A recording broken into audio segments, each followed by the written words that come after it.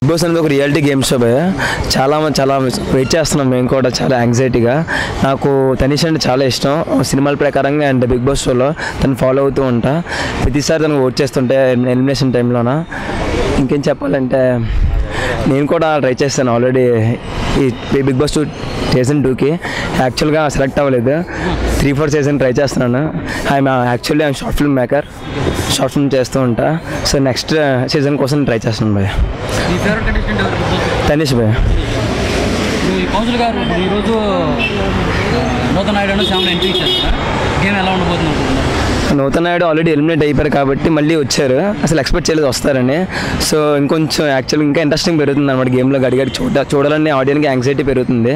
So చూడాలి మరి ఇంకా ఎలా ఉండబోతుంది. అంటే ప్రెసెంట్ నేను ఎపిసోడ్ చూడలేదు, చిన్న షూటింగ్ ఉండి మిస్ అయ్యాను. ఈరోజు చూడాలన్నమాట. కౌశలు, దీప్తి, నందిని అంతా ఉన్నారు కదా, ఎవరు ఎలిమినేట్ అవుతారు? ఈ వీక్ అయితే నందిని ఎలిమినేట్ అవుతారు అనుకుంటున్నాను. నందిని గారు ఎందుకు చెప్పాలి అంటే అందరూ నార్మల్గా అడ్జెక్టివ్ ప్రకారం వాళ్ళ గేమ్ ఆడుతున్నారు. నందిని కాస్త డిఫరెంట్గా అనిపించింది అనమాట ఎపిసోడ్స్ ప్రకారంగా, ఆడియన్ మైండ్ సెట్ ప్రకారం. సో నందిని ఎలిమినేట్ అవుతుందని ఐ గెస్ చేస్తున్నాను. Okay, thank you.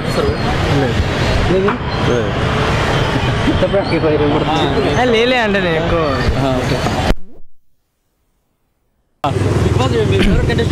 కౌశల్. ఎందుకు మీ ఫేవరెట్ కంటెస్టెంట్ కౌశల్ ఎందుకంటే ఫ్రాంక్గా ఆడతాడు గేమ్. కౌశల్ అంటే గేమ్ లాగానే ఆడతాడు. మిగతా వాళ్ళలాగా చార్లీ చెప్పుకోవడం, వాళ్ళ మీద వీళ్ళు చెప్పుకోవడం అవేమి ఉండవు. డైరెక్ట్ ఆయనకి ఏమనిపిస్తే నేను గేమ్ ఆడాలంటే గేమే ఆడతాడు.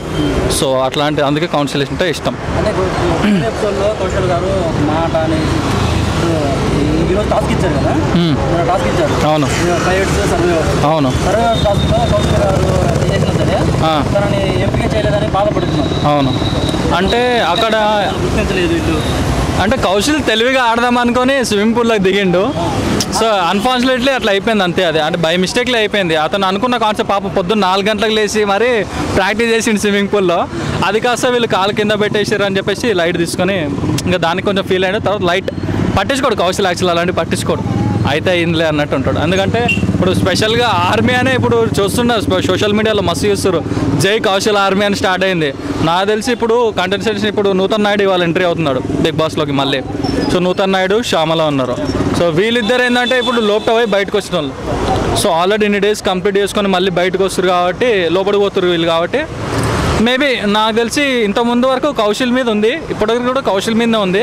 మేబీ ఇప్పుడు నూతన్ నాయుడు మీదకి పోతుంది. ఎందుకంటే నూతన్ నాయుడు కూడా వచ్చింది ఆర్మీ నుంచే, కౌశల్ ఆర్మీ నుంచే. ఎందుకంటే ఇంతకుముందు సపోర్ట్ చేసింది, బాగా సపోర్ట్ చేసింది కౌశల్కి. సో నూతన్ నాయుడు అనుకుంటున్నాం మళ్ళీ. 70% కౌశల్, 30% నూతన్ నాయుడు.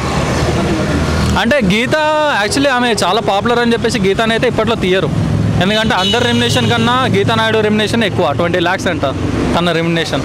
సో ఇప్పట్లో గీతా మాధురి అయితే పోదు. So already 2 times captain.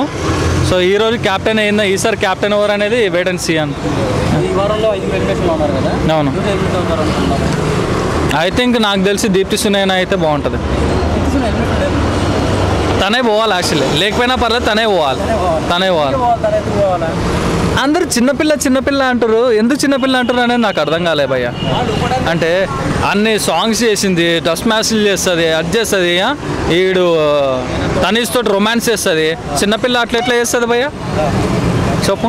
అది రాంగ్ కదా. ఇప్పుడు చిన్నపిల్ల అంటే చుచ్చు అని మాట్లాడగానే చిన్నపిల్ల అయిపోగా సునైనా అవుతావా? కావు కదా. నువ్వు రొమాన్స్ చేస్తున్నావు, కౌశల్తో ముద్దులు పెడుతున్నావు. రీసెంట్గా దీప్తి వచ్చింది నీ మధ్యలో, చూసుకోజరా. ఏంటండి వీడియో నచ్చిందా? అయితే ఓ లైక్ వేసుకోండి, లేదంటే ఓ కామెంట్ చేయండి. ఎప్పటికప్పుడు మా వీడియోస్ చూడాలంటే సబ్స్క్రైబ్ చేసుకోండి.